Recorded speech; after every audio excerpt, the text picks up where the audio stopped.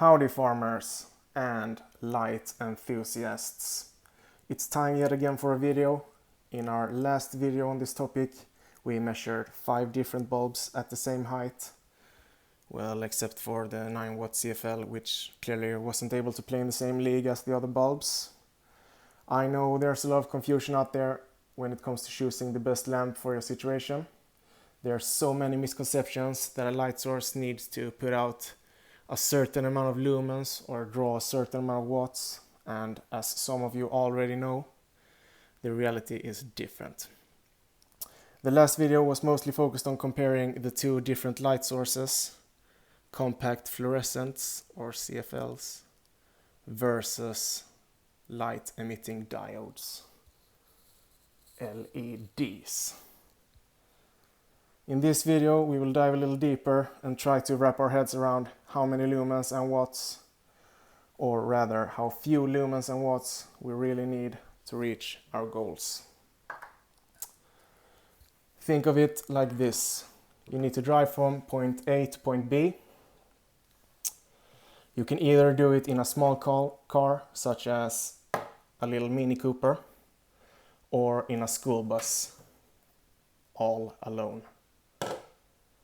There is a speed limit that you have to abide, so whichever vehicle you choose, the same rules apply. Both vehicles will take you from point A to B in the same amount of time, but they will use vastly different amounts of fuel. The same goes for plants, as they also have speed limits, or rather a preferred level of light during certain stages. When they are small, they don't want very much light. We've discussed this topic in other videos, but in short, seedlings of most species do well in 150 PPFD. Clones and cuttings can settle for less, about half. And as plants mature, they will want higher intensity. Small plants like kitchen herbs, in this case a basil, as well as microgreens, in this case yellow peas, will do well in 200 ppfd, but more light-loving plants like peppers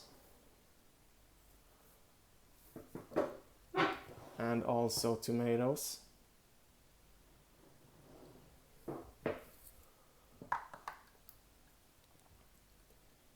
likes to get between 300 and 600 ppfd to reach their max potential. I found that 300 ppfd make a good middle ground for everything I grow in my tents, including even salad, in this case a red salad bowl. This is not too much nor too little for any of the crops mentioned. Cannabis, who's in its own league,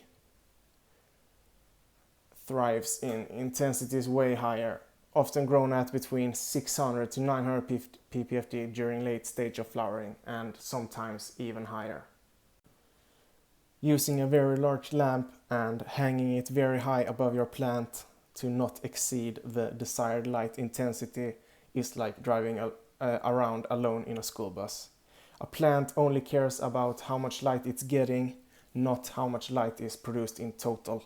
Let's find out how to give your plants exactly what they need. Not more, not less. This time I've measured 5 different light sources. 3 of them are LED bulbs with focusing lenses. This one is 2.2 watt, generic brand. This one is a Philips 5.7 watt, came with focusing lenses and a diffuser cup that I managed to pry off. Also the focusing lenses is removable, which is a fun feature. We are also testing a generic 5 watt no focusing lenses, 5.7 and 5.7. I want to show you a fun thing, since I found a coincidence that I'd like to share. Also going to test the Ikea bulb, 30-degree lenses, 10 watts. And lastly, this T5 fixture. I have measured them on multiple heights that I think are relevant, and these heights differ between bulbs depending on bulb type and intensity produced. 2.2 watt is measured on 4 heights, 4 inch, 5, 6 and 7. 5.7 watt is measured on 5 heights. 10 watt is measured on 13 heights. The T5 is measured on 3 heights, and the 5.7 watt without a reflector is only measured once at 3 inches and will be compared to the 5.7 watt with lenses at 14 inches. As usual, all measurements have been taken with this Apogee quantum sensor, the MQ500. The sensor together with this meter will show the light intensity value, the PPFD, in micromoles per meter square per second. And this value is what your plants really care about. Not lumens, not how many watts, the PPFD. Every serious grow light brand should provide detailed information about all lamps that are intended for growing. The lamps that I will talk about today are not intended for growing, except for the Ikea bulb. But they do actually work very well in small scale and will in some cases be a better option and more environmental friendly when you just need to illuminate a small plant or area. Ikea's recommendations are to hang the bulb at 12 inches and that the bulb covers a 10-inch diameter area at that height. Those recommendations are quite narrow and doesn't really tell us much. But after all, they are specialized in furniture and meatballs, so who can blame them? Here I have stacked all the different measurements and we will take a quick dive through the pile. We are starting with the smallest bulb at the greatest distance, and I'm hoping I will be able to do a slideshow for you all. This is as MacGyver as it gets. By the way, as usual, the square is 1 feet by 1 feet. Here is for reference in both inches and centimeters. And as last time, the 25 intensity line is always drawn, as well as each even hundreds, and also lastly the strongest center spot. Alright, let's get going. So 2.2 watt, 7 inches, 6 inches,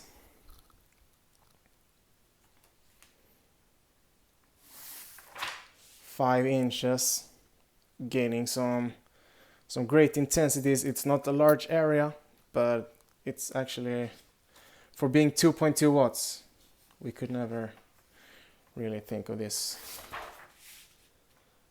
4 inches, and this is also the last height.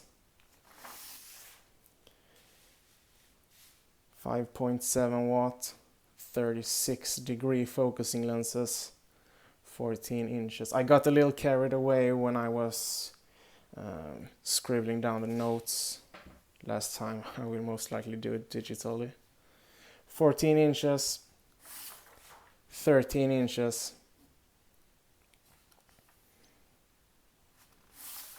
12 inches,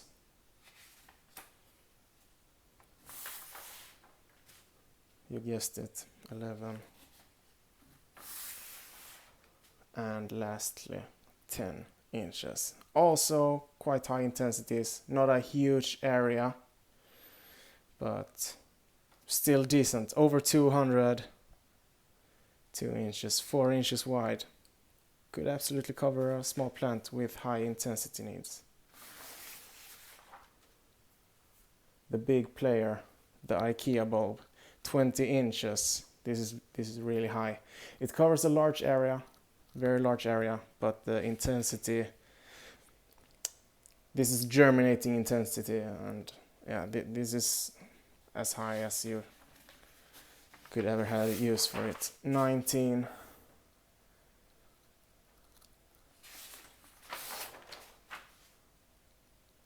18, we're over 200 at 17, 16, 250, 15 inches,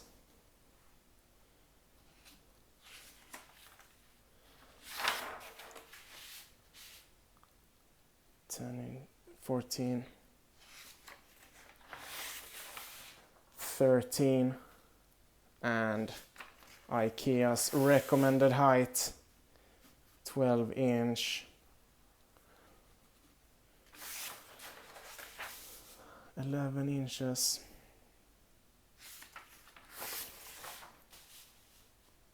10 inches, we're starting to reach high intensities, 9 inches, very high intensities, and lastly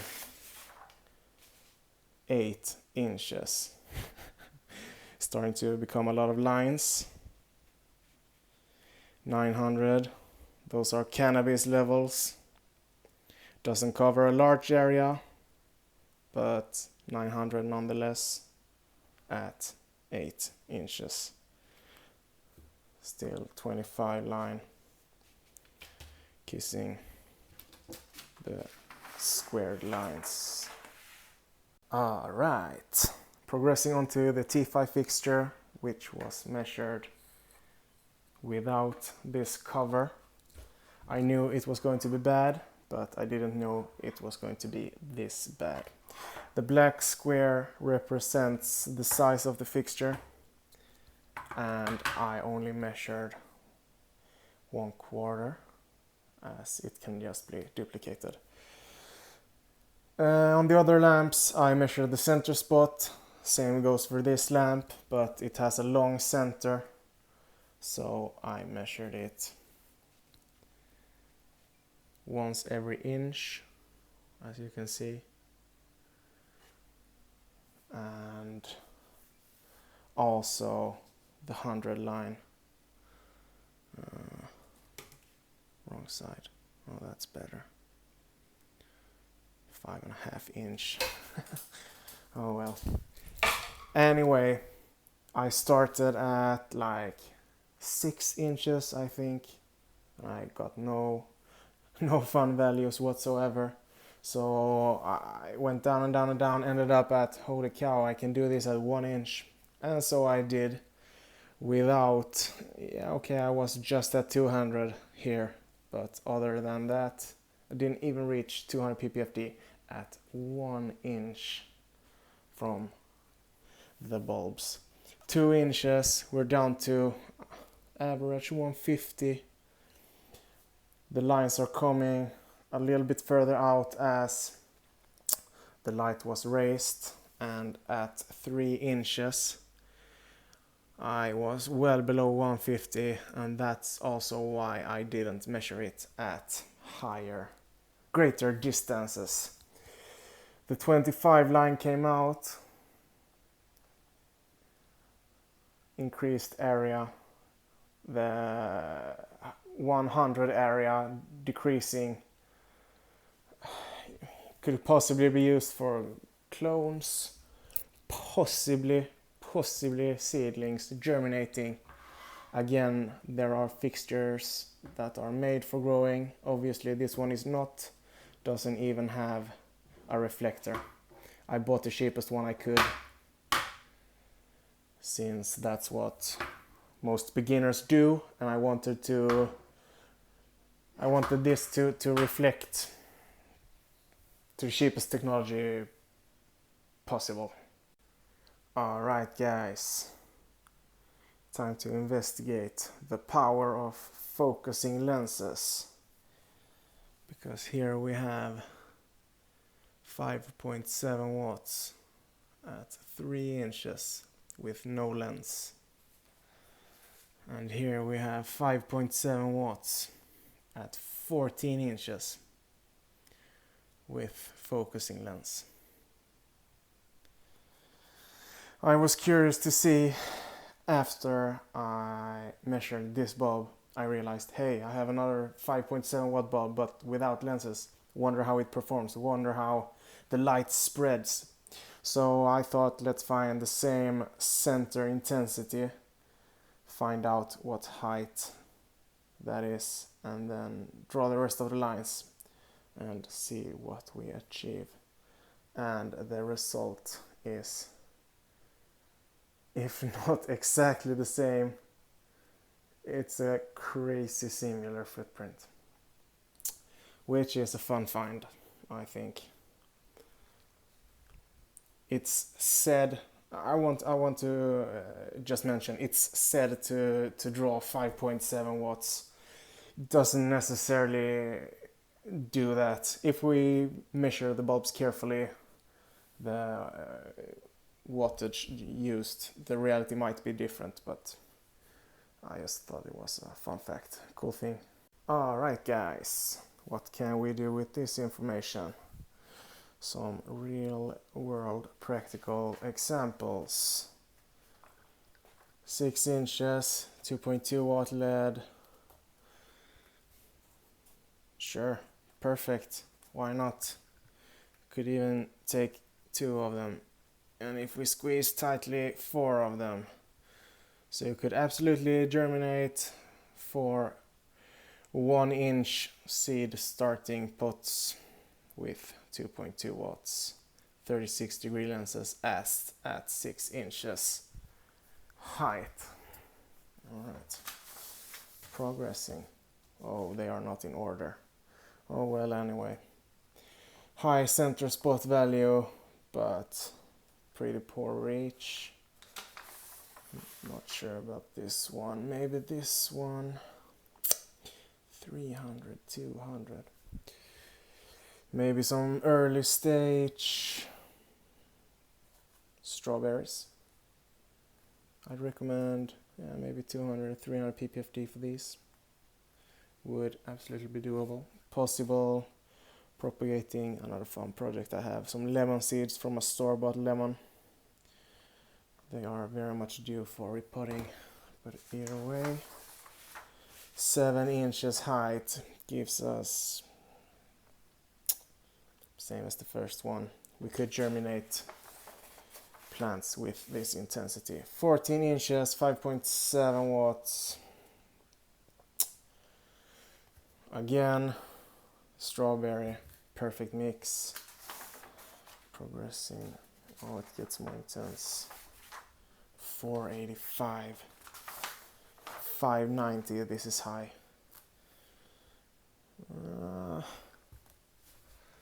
This is also some basil, just topped, but either way,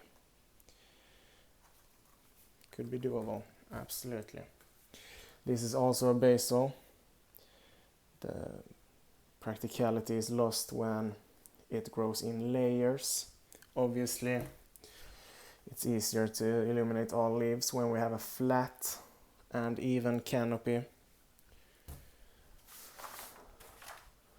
Super high intensity, 10 watts, 20 inches. Alright, between 100 and 200 PPFD. This gives us a large area.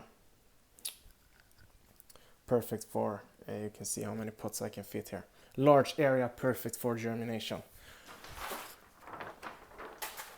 If we imagine this area, as this is the same 100 to 200 compared to the Ikea. And the funny thing is 10 watts versus 28 watts, 2 times 14. Not only does it draw less power, it was half the purchase price. It has twice the rated life, and also, as usual, CFLs and T5s, T8s contain mercury. LEDs do not.